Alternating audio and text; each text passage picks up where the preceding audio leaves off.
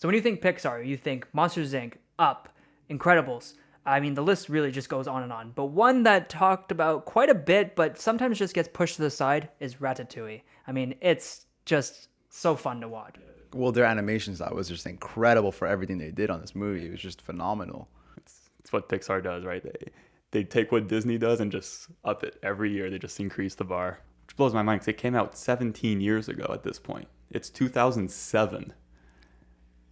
Yeah. Whoa. And the animation style is just as good, if not better, than what they release nowadays. I really don't understand how that even happens. Did you guys watch Wish?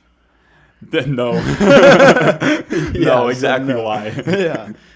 I mean, there's so many different like research that was just done onto this movie so that they could get the perfect animation for so much, not lifelike, but just flowy and like natural like animation that doesn't feel like annoying to watch. Because there's some animation that you watch and you're like, okay, this is kind of like annoying. This is not real. They're like trying too much, but Ratatouille just hits it right on. It's I mean, you were doing a bit of research on how much like work they did in the back. For about 6 years before releasing the movie, over 150 filmmakers and animators that worked on this went to cooking classes to learn like how kitchens actually work and to learn like knife skills to make their animation just that much more realistic. Because the effects supervisor on the movie, he said in an interview after that food is the complete opposite of a lot of computer stuff. It's organic, sloppy, and fluid. So it's exactly like you said, right?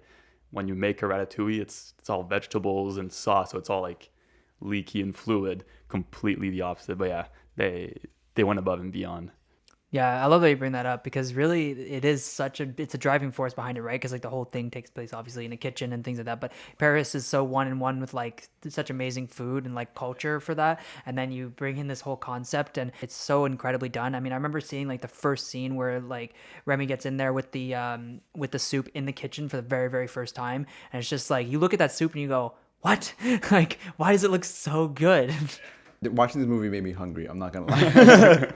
Yeah. Each time I watch this movie, I'm just so hungry because it just looks so appetizing. And even though you know it's not real, I literally have a couple notes here that basically this movie in France broke the record for the biggest debut for an animated movie, just because it's so famous in France. You just, obviously it's set in France, right?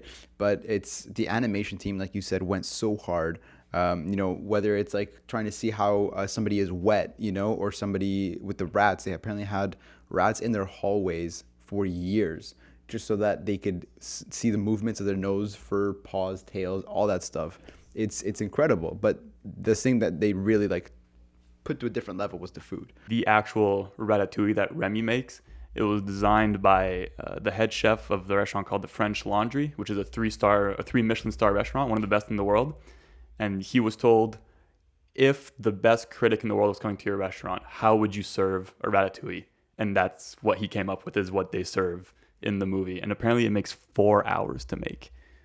Just to prepare it, it takes 4 hours. Oh, and what he does in like 15 minutes. Yeah, exactly. So obviously it's a movie, so they speed up the process. But it's just crazy. And he prepared it for like the whole cast, like everyone working on the movie, so they can like see what it looks like, see him making it, so they really know how to. It's crazy how much work they put into this. Like, they don't do this anymore. No, they would never spend that much money to do that. That's where you lose the value and the art that goes behind all this. Like, because when you learn about these things, you have so much more appreciation for the movie. And then, like nowadays, you just don't get that extra enthusiasm. You feel like it's become much more automated these days, and just not so much like the personal desire behind the creativity anymore. It's just sort of like, okay, like it's a paycheck, and you just lose that, unfortunately. I don't know how many years it took for them to make this, but it definitely doesn't take nearly as long anymore. They have an idea and it's like 2-3 years, boom, it's out. They worked on it for like probably close to 10 years, developing the story and all the skills behind it. It shows. It really shows. Something I found here is that apparently the average person has approximately 110,000 hairs on them. And so Colette had about 115,000 hairs rendered on her, and Remy had 1.15 million. hairs rendered. Like, that's insane. Like, can you just imagine the amount of work that it is to render 1.15 million hairs? Like, little, oh my God. And it's like every single time he's on scene, right? There's 1.15 million hairs. And that's just Remy. Yeah. Imagine when the whole colony's there. Oh my God. Yeah.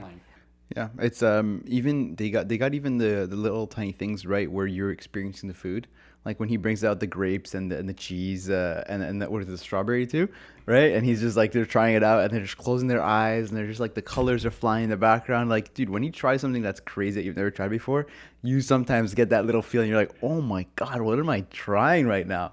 They went above and beyond for this movie, which I don't think I mean, there's a lot of Pixar movies that, have gone crazy like this, but this is one of the few that really, like, nail sticking out. It's crazy, crazy good. Yeah, Pixar always gets like the story right.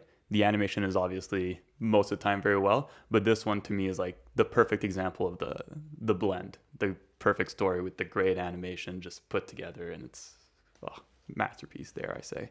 Just look at Wish. It looks like a video game cutscene the whole time, like, I don't understand how 17 years later you'd think they'd keep developing and innovating, but we somehow go back. Like, I don't get it. I really don't understand. I think their last like big production where they put a lot of work into it was like maybe The Incredibles 2. I think that was probably the last time they put a lot of detail into it. I remember seeing like a little ad of Mr. Incredible's shirt, and you could just see all the fuzz and all like the actual like lining for it, and you're like, holy crap, that looks insane. But that was 2018. Yeah, I think that's the last time. Wow. I don't know. The last Pixar is Elemental. Okay. Ooh, Elemental's pretty good though. Yeah. I mean, meh. It's good, but it's nowhere near the ones you mentioned in the intro, right? The Coco, Wall-E, Incredibles, Monsters, Inc. It's nowhere near. List goes on, right? Anything before, like, basically your first 10 years of 2000s, and then there are intermittently some very good ones from 2010 to 2020 or whatever. Then it starts to go, okay, I don't know what's going on anymore. So it's, yeah. Like, even their first movie is Toy Story. That's the first Pixar movie. Like, how? I don't know. Insane. Yeah. That's crazy. Absolutely nuts. Yeah, if it teaches us anything, just like, we shouldn't always be going back to like our pasts and like reliving the glory days necessarily, but like sometimes you just have to reference like, wow, okay, you know what, like, they did it right, and at some point it will return, I'm sure.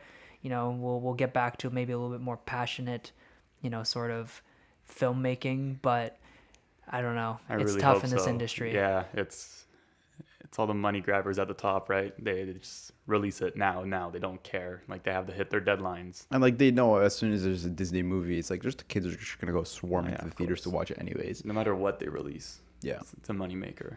Like you guys said, regardless of if you're young or older, coming to see these movies these days just doesn't hit the same. I definitely recommend going back and watching some of these older ones, like we mentioned earlier at the beginning.